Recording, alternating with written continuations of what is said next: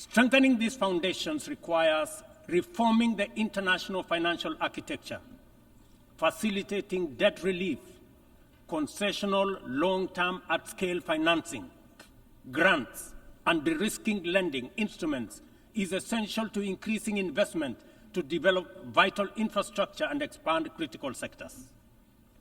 Consider Africa's immense untapped potential in clean energy resources. Harnessing this potential is critical not only for the continent's economic growth and social resilience, but also for global priorities like accelerating the energy transition, combating climate change, and diversifying supply chains. Energy-hungry industries such as data centers, mineral processing, and manufacturing are seeking clean and affordable sources which Africa can provide in abundance. Yet, out of the 500 gigawatts of renewable energy added to the global mix in 2023, Africa accounted for less than 3 gigawatts. How is this possible, given the continent's vast natural resources, skilled workforce, and massive energy needs? We cannot allow Africa to be left behind this time round.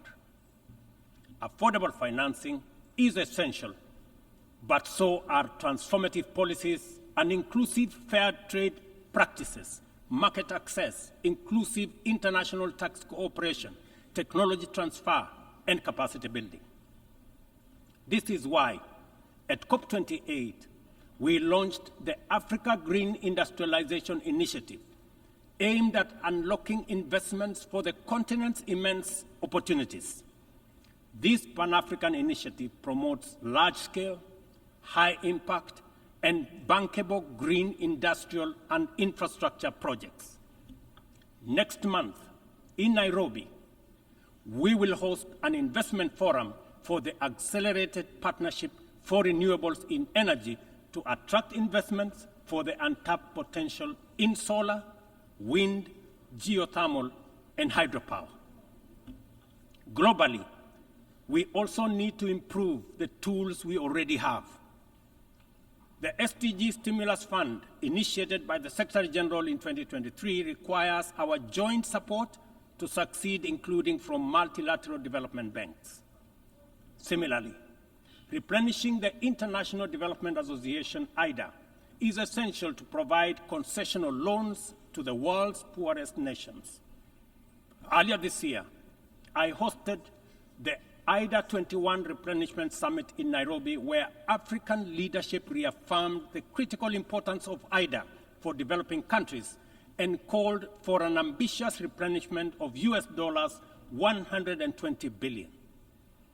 Our collective efforts must include trust and accountability to ensure that we fulfill our promises and our commitments. Additionally, we launched the Africa Club, the Alliance of African Multilateral Financial Institutions, to strengthen and support Africa's position in the global financial architecture. This body will serve as a powerful negotiator on behalf of the continent, coordinate with global financial institutions, and leverage African countries' balance sheets to increase investment and create jobs in Africa. We believe that African institutions, such as the Afri-Exim Bank, Trade and Development Bank, the Africa Finance Corporation, among others, understand the continent even better. As part of the reform of the international financial architecture, we must not only reform the multilateral institutions, but also support and stop bias against these African institutions.